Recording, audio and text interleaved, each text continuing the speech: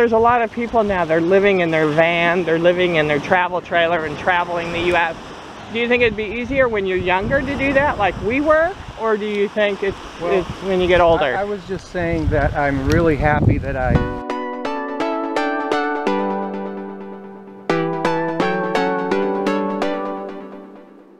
was just thinking about living full-time in a 30-foot travel trailer with children. Two toddlers. What an experience. That was an amazing thing to do. I loved every minute of it, and everybody should do it, I think.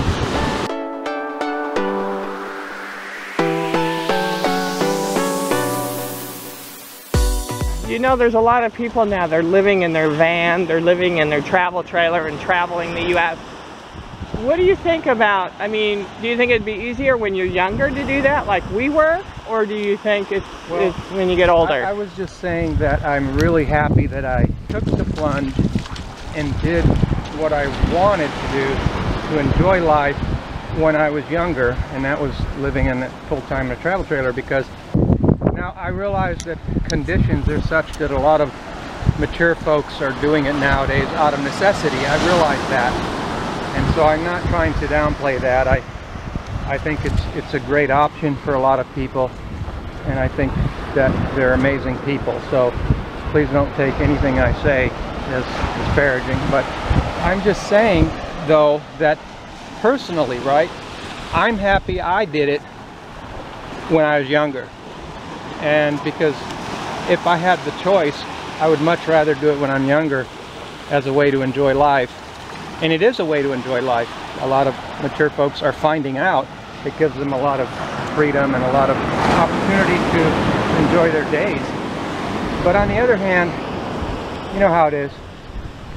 There's a lot of issues with age. A lot of them are physical, they're not, and some of them are related to physical, such as being able to defend yourself or being a little bit more vulnerable or a little more of a target. I know it's a sensitive subject. A lot of people don't really want to go there, but it's true. It's true. But I'm glad that I did it when I was young and maybe had a little bit more deterrent appeal. Let's just put it that way. Mm-hmm. You know, somebody thinking of getting funny ideas would have to deal with a strapping 30-year-old, which I was, rather than, you know. Honey, you're still strapping. Still strapping? Oh yeah. Oh yeah. Oh, thank you, hon. I knew I married the right woman. So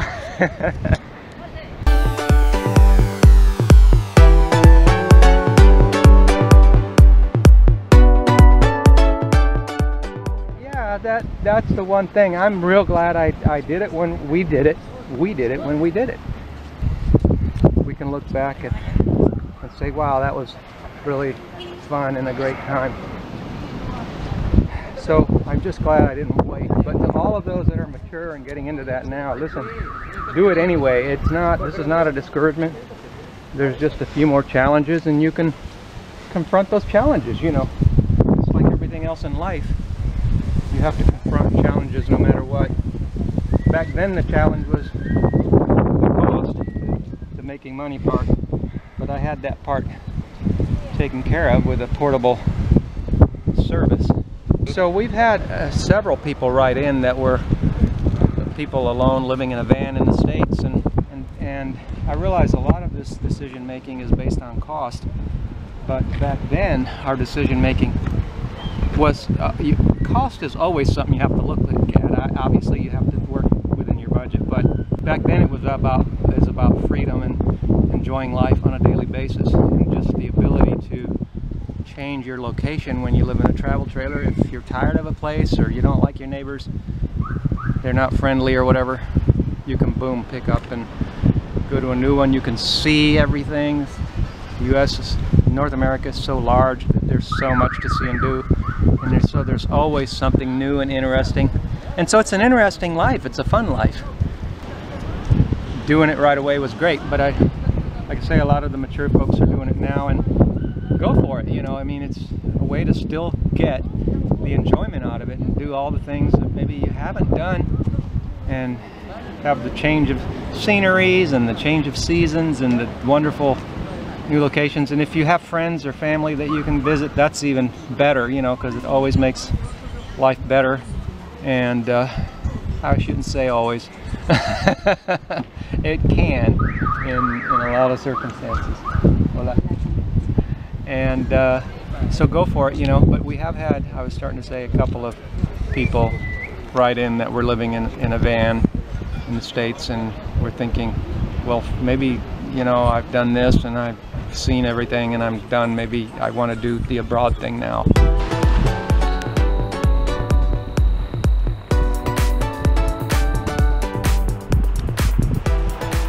So the way to do it, if you're in a van or a small travel trailer, it's really, I really think that you have a lot more opportunity to live better in the States, and I think you have the best of both worlds. If there aren't other things you're unhappy about in the States, but coming down here, the other challenges are, whether it's Ecuador or anywhere else, all the other places that are being pumped, you've got to understand the gringo community, the effect they have on the locales that they go to. Well, the snowbirds and the winter Texans, the snowbirds in Florida and the winter Texans, they kind of did the same thing. I know that when we were in the travel trailer and we're going to Texas, in the initial years, because they kind of hung out in travel trailer parks, they didn't affect the price too much because there are so many trailer parks at first. But with the years moving on, I saw the rents creeping up higher and higher. So if anybody ever wanted to get out of their travel trailer and get a rental, like in South Texas or something, the prices were just creeping up and up and up. So it's the same phenomenon with the winter Texans and the snowbirds. Eventually there's just so many of them that the demand, you know, just causes prices. And that's the same issue you have, I'm saying, when you go abroad, is you've got security issues, you've got language issues, and so the gringo community tends to need to, it's a need that they have. A lot of people will learn the language and branch out, but a lot of people won't. You know, it's just the way people are. It's part of life. People are different. So